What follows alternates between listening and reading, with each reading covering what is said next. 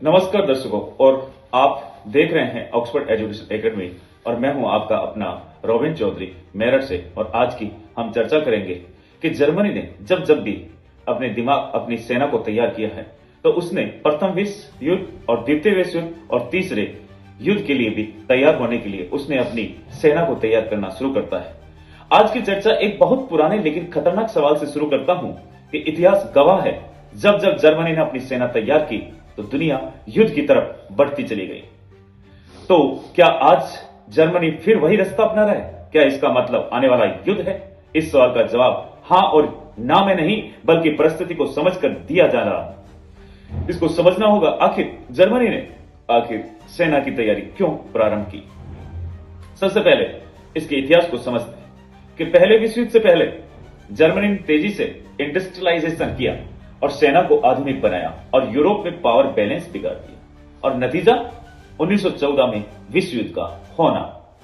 और जब द्वितीय विश्व युद्ध से पहले यदि हम बात करें तो हिटलर ने गुप्त रूप से सेना खड़ी की थी और हथियार उसने बनाए और विस्तारवादी नीति को उसने अपनाया था। नतीजा यह हुआ कि आखिर 1939 में दूसरा विश्व युद्ध एक प्रारंभ हुआ। यानी इतिहास में हम यदि बात करें जर्मनी की तो जर्मनी का मिलिटराइजेशन एंड एक्सपेंशनिज्म युद्ध की सीधी वजह बना था। अब आते हैं आज के जर्मनी पर। आज हमारे वर्तमान स्थिति को हमने जब देखा और हमें समझने का प्रयास किया तो आज की जर्मनी नाजी जर्मनी नहीं है। आज का जो जर्मनी है तो ये एक लोकतांत्रिक है और संविधान के साथ बना है और नाटो और वे ईयू का सदस्य है। लेकिन एक बात तो सच है, कि द्वितीय विश्व युद्ध के बाद जर्मनी ने पहली बार अपनी सेना को गंभीर रूप से मजबूत करना शुरू किया और इसमें यह बात कही गई थी कि हमारे यानी कि एक ऐसा ऐतिहासिक मोड़ है जिसमें इन्होंने चर्चा ये भी रखी कि इस वजह से हमें ये कदम आगे उठाने पड़े। अब सवाल उठता है कि जर्मनी सेना क्यों तैयार कर रही है? इसका जवाब यूक्रेन के युद्ध में छुपा हुआ नजर आता है। यूक्रेन युद्ध ने यूरोप को एक ऐसा एहसास दिला दिया कि शांति स्थायी नहीं होती। रूस का आक्रमण जर्मनी के लिए एक झटका था कि ऐसे कि जर्मनी को लगा कि अगर अमेरिका कभी पीछे हट गया तो यूरोप खुद को कैसे बचाएगा। क्योंकि आज वर्तमान अमेरिका के राष्ट्रपति डोनाल्ड ट्रंप ने ऐसी स्थिति पैदा कर दी जिस पर यकीन करना बड़ा मुश्किल है। इसी डर ने जर्मनी ने डिफेंस बजट को बढ़ाया, आधुनिक हथियार खरीदे और नाटो कमिटमेंट्स पूरे करने शुरू कर दिए। अब सबसे जरूरी अंतर को समझना इस बात का है कि आज का जर्मनी सेना बना रहा है लेकिन युद्ध शुरू करने के लिए नहीं बल्कि युद्ध रोकने के लिए। इतिहास में जर्मनी अकेले और आक्रमण रूप से सेना बना रहा था। जैसे हम आज की यदि नाटो के अंदर की बात करें कि सामूहिक सुरक्षा के तहत सेना तैयार करने में वो लग चुका है। अगर जरूरत पड़े तो वो युद्ध के लिए तैयार है और जरूरत पड़े तो युद्ध को रोकने के लिए तैयार है। अंतर हमें इस बात को समझना है कि अब क्या इससे थर्ड वर्ल्ड वॉर का खतरा है?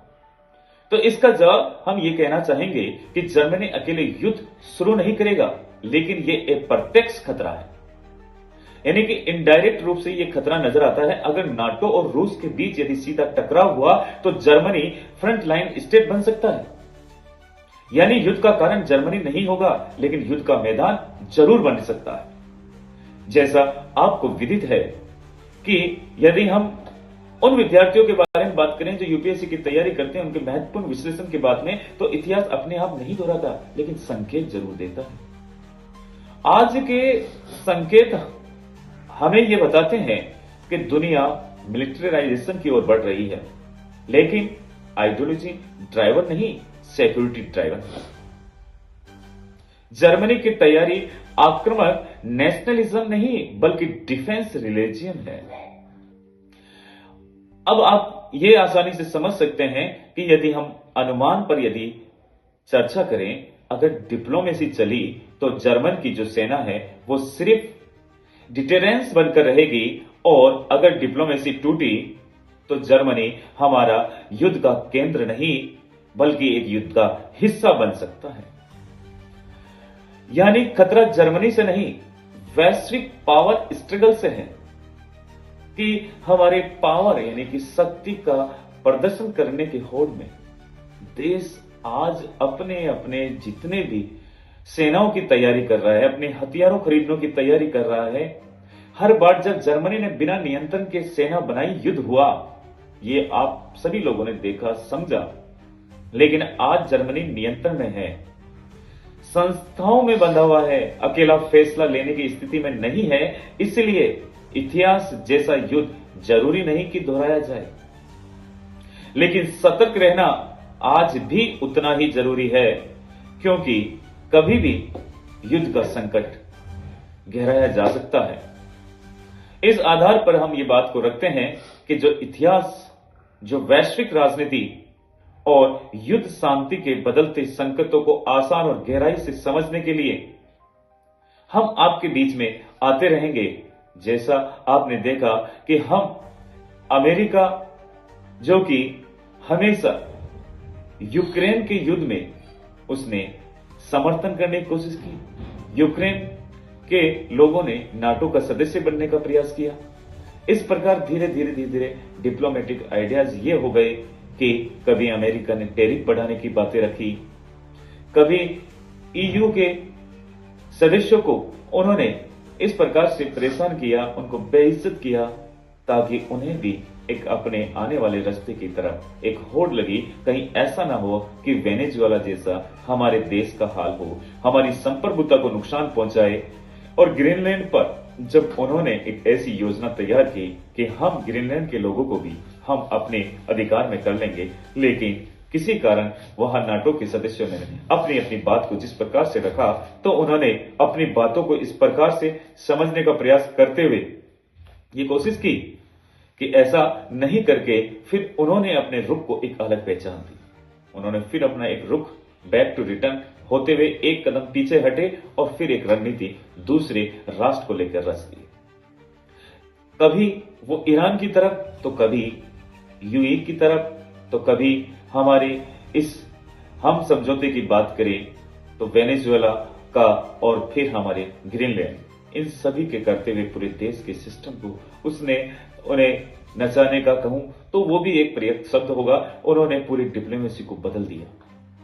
आज कौन सा राष्ट्र किस देश के साथ है, यहां तक कि देखने को मिला कि ऑस्ट्रेलिया भी वहां से निकल पड़ा और चल पड़ा अपने सभी बिजनेसमैन लोगों के साथ, अपने सीईओ के साथ चीन की यात्रा पे, और वहां पर उन्होंने अपने देश चाइना के साथ संबंध स्थापित किए, काफी उसका जो मुनाफा कमाने के उद्देश्य से।